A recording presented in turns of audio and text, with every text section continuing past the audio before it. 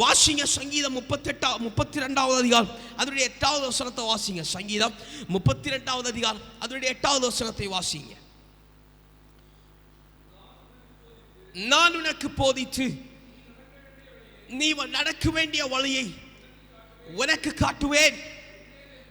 உன்மேல் என் கண்ணை வைத்து உனக்கு நானே ஆலோசனை சொல்லுவேன் என்று சொல்லி அவன் கர்த்தராகிய ஆண்டவர் சொல்லுகிற ஒரு காரியத்தை பார்க்கிறோம். அல்லேலூயா, அல்லேலூயா. சங்கீதக்காரனாக தாவீது கர்த்தர் சொல்லுகிற வார்த்தை, அவன் உன்மேல் கண் வைத்து அவன் நானே உனக்கு ஆலோசனை சொல்லுவேன், அவன் நானே உன்னை என் வழியில நடத்துவேன் என்று பார்க்கிறோம். அல்லேலூயா, அல்லேலூயா. மனுஷன் கொடுத்த வார்த்தை அல்ல, தேவன் சொல்லுகிற வார்த்தையை குறித்து பார்க்கிறோம். அல்லேலூயா.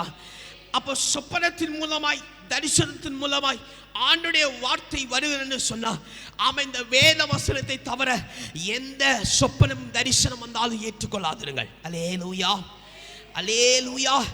ரொம்ப கவனமா இருக்க. கற்ப வேதனை அடைந்து இனி ஆசீர்வாதத்துக்காய் காத்திருக்கிற, அடுத்த ஆசீர்வாதம் அடுத்த நன்மைகளுக்காய் காத்திருக்கிற அருமையான தேவனுடைய பிள்ளையே, அவன் கர்த்தருடைய போதனை அவன் வேத வசனத்தை அன்றி வேற ஒருவராலும் வராது. அல்லேலூயா, அல்லேலூயா.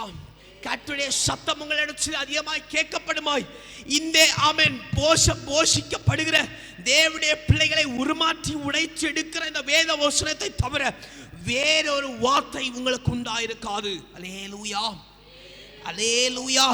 அதாவது சங்கீதக்காரன் சொல்லுகிற வார்த்தை, நானே உன்னை அவன் போதித்து என்னுடைய வழிகளை நடத்துவேன்